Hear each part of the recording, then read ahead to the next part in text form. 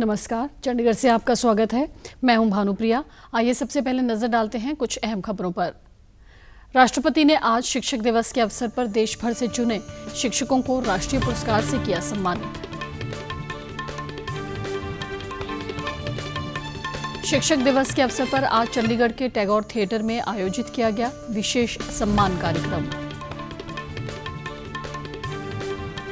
और पंजाब के मुख्यमंत्री ने शिक्षक दिवस के अवसर पर राज्य के सभी कॉलेजों तथा विश्वविद्यालयों में यूजीसी के 7वें वेतन आयोग को लागू करने सहित किए अन्य ऐलान।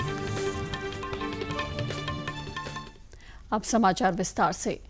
आज शिक्षक दिवस के अवसर पर राष्ट्रपति द्रौपदी मुर्मू की ओर से देश भर के 45 शिक्षकों को राष्ट्रीय शिक्षक पुरस्कार से सम्मानित किया गया। शिक्षा दिवस शिक्षाविद और पूर्व राष्ट्रपति डॉक्टर सर्वपल्ली राधाकृष्णन की जयंती के अवसर पर मनाया जाता है। आज नई दिल्ली में राष्ट्रपति ने एक कार्यक्रम के दौरान वर्ष 2022 के राष्ट्रीय शिक्षक पुरस्कारों से सम्मानित करते हुए कहा कि मातृभाषा में शिक्षा विद्यार्थियों में प्रतिभा के विकास का आधार है और नई शिक्षा नीति 2020 में इस पर विशेष ध्यान दिया गया है। विज्ञान, अनुसंधान और इनोवेशन विकास के आधार हैं।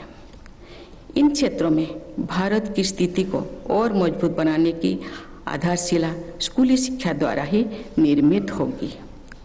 मैं मानती हूं कि विज्ञान, साहित्य अथवा सामाजिक शास्त्रों में मौलिक प्रतिभा का विकास मातृभाषा के द्वारा अधिक प्रभावी हो सकता है। नेचुरल टैलेंट को विकसित करने की मातृभाषा सहायक होती है। राष्ट्रपति द्रौपदी मुर्मू ने शिक्षक दिवस के अवसर पर देश भर के शिक्षकों को बधाई दी है। उन्होंने अपने संदेश में कहा कि शिक्षक नए शोध, प्रयोग और नवाचार के माध्यम से अपनी क्षमता और दक्षता में लगातार सुधार की कोशिश कर रहे हैं। राष्ट्रपति द्रौपदी मुर्मू ने राष्ट्रपति भवन में पूर्व राष्ट्रपति डॉक्टर सर्वपल्ली राधाकृष्णन की जयंती पर उनकी प्रतिमा पर पुष्पांजलि अर्पित की।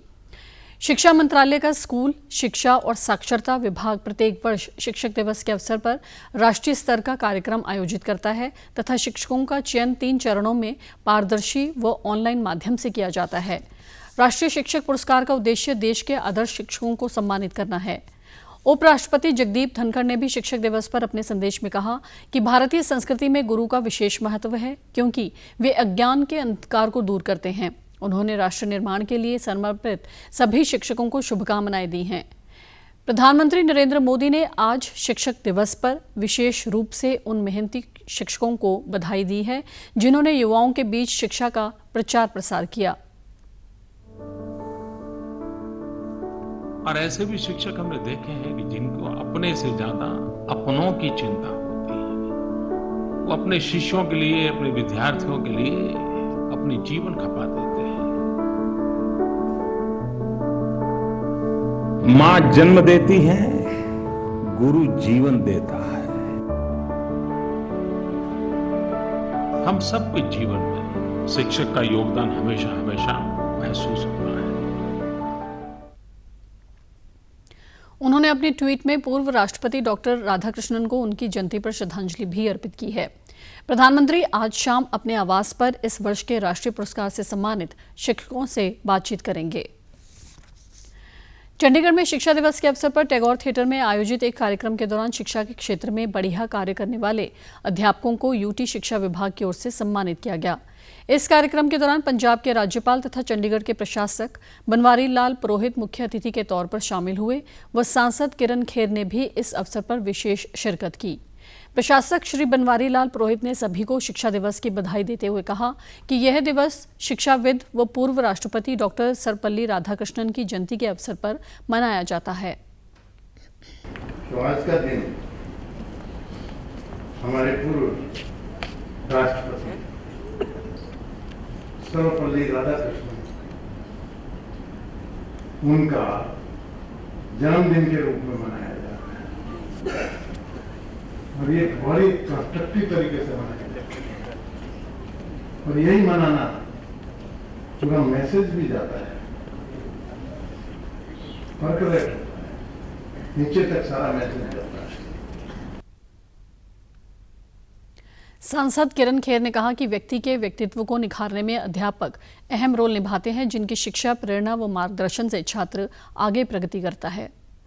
एक जो टीचर होती है उसका जो स्कूल में पढ़ाती हैं या कॉलेज में पढ़ाती हैं या फिर वैसे क्लासेस देती हैं, उनकी बहुत अहमियत होती है बच्चों की जिंदगी को एक ऐसी दिशा देने की जिससे वो ना ही आगे बढ़े लेकिन मेहनती बने, ईमानदार बने। ये सारी चीजें हमें बचपन में सिखाई जाती हैं।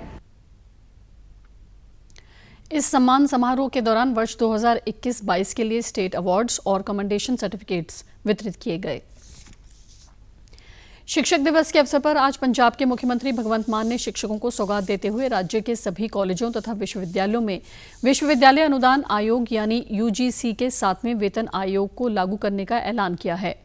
मुख्यमंत्री ने एक वीडियो कॉन्फ्रेंस में वीडियो संदेश में शिक्षक दिवस पर सभी शिक्षकों को बधाई देते हुए ये ऐलान किया।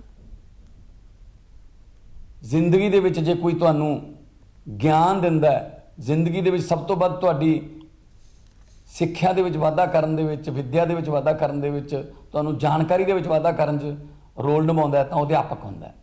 मेरे लिए ये दिन इस करके भी खास है कि मैं खुद एक अध्यापक दा बेटा।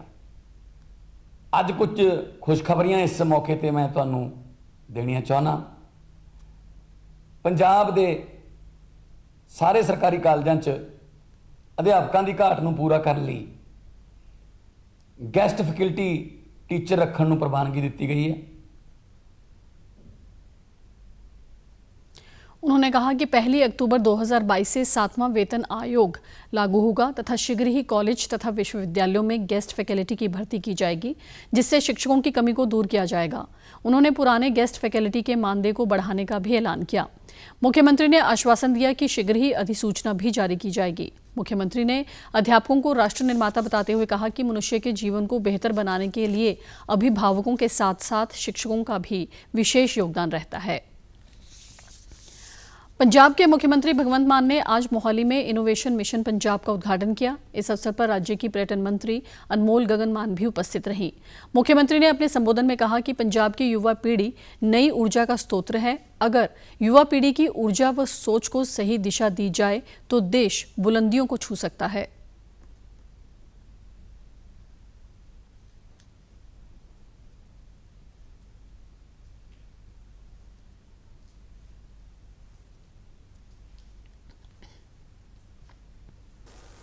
तुसी स्टार्टअप की गल करते हो, स्टार्टअप कला IT सैक्टर च नहीं, स्टार्टअप कला वैब पोर्टल च या किसी होर ते राजनीति च भी स्टार्टअप है। आ देखो साडा स्टार्टअप पहली बार MLA, पहली बार मंत्री, यंग कुड़ी है, स्टार्टअप है। इन्होंने सुपना लिया मैं भी MLA बनना, अदरवाइज मैं भी उधर हिस्सा ही। मुख्यमंत्री ने कहा कि अगर युवाओं को अपने देश में सही सिस्टम दिया जाए तो उनको विदेशों में जाकर पढ़ने की आवश्यकता नहीं है। पंजाब के लोगों की बात करते हुए मुख्यमंत्री ने कहा कि पंजाबियों ने अपनी मेहनत से विदेशों में खास मुकाम हासिल किया है। अगर पंजाबियों को पंजाब में ही बढ़िया माहौल दिया जाए तो उनके सपनों को यहीं पूरा किया जा सकता है। हरियाणा के बिजली मंत्री चौधरी रंजीत सिंह ने कहा कि प्रधानमंत्री श्री नरेंद्र मोदी ने देश को तरक्की की नई राह की ओर बढ़ाया है, जिससे दुनिया में भारत का मान सम्मान बढ़ा है और देश को नई पहचान मिली है। सिरसा जिले के रानिया कस्बे में आयोजित भारत विकास परिषद पश्चिम हरियाणा की प्रथम प्रांतीय परिषद बैठक में मुख्य अतिथि के रूप में बोल रहे थे। उन्होंने कहा कि देश के विकास के लिए कुशल नेतृत्व होना बहुत जरूरी है। किसी भी पार्टी को पुनः भारी बहुमत मिलना केवल उनकी साफ नीयत व उनकी देश सेवा के प्रति निष्ठा के बल पर ही संभव है। उन्होंने कहा कि देश का लोकतंत्र मजबूत हुआ है और लोगों का इस पर विश्वास भी अडिग हुआ है। मानवता की सेवा के लिए पूर्ण समर्पित भाव से कार्य करने के लिए भारत विकास परिषद की सराहना करते हुए उन्होंने कहा कि परिषद का मुख्य उद्देश्य समाज में प्रबुद्ध व बुद्धिजीवी वर्ग को संगठित करके निर्धन, दिव्यांग एवं वंचित वर्ग की सेवा करना है। इस अवसर पर भारत विकास परिषद पदाधिकारियों ने परिषद द्वारा प्रदेश में चलाई जा रही गतिविधियों पर प्रकाश डाला। देशव्यापी टीकाकरण अभियान के तहत देश में अब तक 213 करोड़ 52 लाख से अधिक कोविड रोधी टीके लगाए जा चुके हैं। पिछले 24 घंटे में 32,31,000 से अधिक टीके लगाए गए। इसी दौरान 7,000 लोग स्वस्थ हुए। स्वस्थ होने की दर 98.69% है। अब तक 4 करोड़ 38,80,000 से अधिक लोग स्वस्थ हो चुके हैं। पिछले 24 घंटे में 5,900 नए लोगों के संक्रमण की पुष्टि हुई। देश में अब तक 88 करोड़ 73 लाख से अधिक नमूनों की कोविड जांच की जा चुकी है। कल 2,27,000 नमूनों की जांच की गई। स्वास्थ्य मंत्रालय ने बताया है कि राज्यों और केंद्र शासित प्रदेशों को अब तक 201 करोड़ 93 लाख से अधिक कोविड रोधी टीके उपलब्ध करवाए गए हैं। 5 करोड़ 34 लाख से अधिक टीके अब भी उनके पास बचे हुए हैं। कोरोना वायरस का खतरा भी टला नहीं है, इसलिए सभी से निवेदन है कि बाहर जाने के समय मास्क जरूर पहनें, सामाजिक दूरी बनाए रखें, बार बार अपने हाथ साबुन से धोएं और सैनिटाइजर का इस्तेमाल करें। और आप हमारे समाचार YouTube channel DD News Chandigarh, Facebook DD News Chandigarh और Twitter handle DD News CHD पर भी देख सकते हैं। इसी के साथ चंडीगढ़ से समाचारों का सिलसिला समाप्त होता है और अब मैं स्टूडियो से बाहर जा रही हूं तो मैं अपना मास्क पहन रही हूं। आप भी घर से बाहर जाएं तो मास्क जरूर पहनें। नमस्कार।